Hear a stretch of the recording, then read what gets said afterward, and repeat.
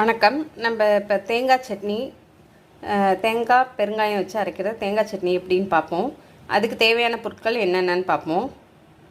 முதல்ல வந்து தேங்காய், கட்டி பெருங்காயம், ஒரு சின்ன பீஸு கட்டி பெருங்காயம், ஒரு 6-7 வரமிளகா. நாங்கள் காரம் கூட சாப்பிடுவோம், அதனால் நான் மிளகாய் ஜாஸ்தியாக வச்சுருக்கேன். உங்களுக்கு தேவையான அளவு நீங்கள் வச்சுக்கோங்க. அதுக்கப்புறம் தாளிப்பதற்கு எண்ணெய், கடுகு, பெருங்காயத்தூள், கருவேப்பிலை, உப்பு தேவைக்கேற்ப. இதுதான் தேங்காய் பெருங்காயம்னு சொல்லுவோம், தேங்காய் பெருங்காய சட்னின்னு சொல்லுவோம். நீங்கள் அதுக்கு தேவையான பொருட்கள் இதெல்லாம் தான். இப்போ நம்ம சட்னி அரைச்சிட்டு காமிக்கிறேன் பாருங்கள். இப்போ முதல்ல தேங்காய் போட்டுக்கலாம்.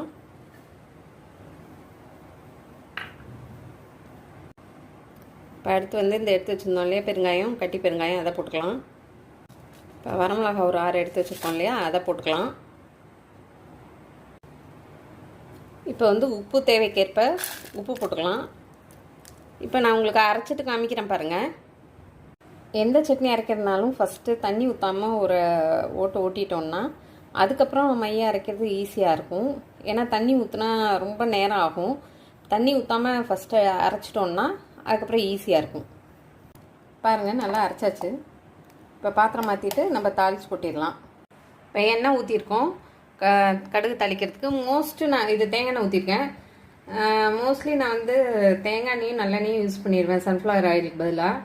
இந்த வடை, அப்பளம் இதுக்கெல்லாம் மட்டும்தான் சன்ஃப்ளவர் ஆயில் மோஸ்ட்லி. இது தேங்காய் சட்னிக்கெல்லாம் நம்ம வந்து தேங்காய் எண்ணெய் நல்லாயிருக்கும். வெங்காய சட்னி, கார சட்னி இதுக்கெல்லாம் நல்லெண்ணெய் தாளிச்சிடுவேன், டேஸ்ட் நல்லா தூக்கி கொடுக்கும். இப்போ இந்த தேங்காய் சட்னிக்கு வந்து தேங்காய் எண்ணெய் தான் ஊற்றிருக்கேன். கடுகு போட்டுக்கலாம். கடுகு நல்லா வெடிக்க ஆரம்பிச்சிருச்சு.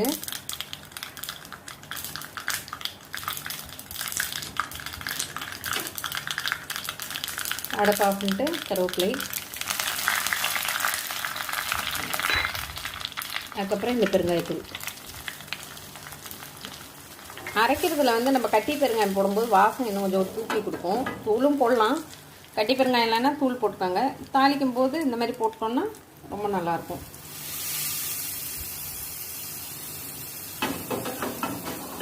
அதெல்லாம் தேங்காய் பெருங்காய சட்னி முடிஞ்சிருச்சு.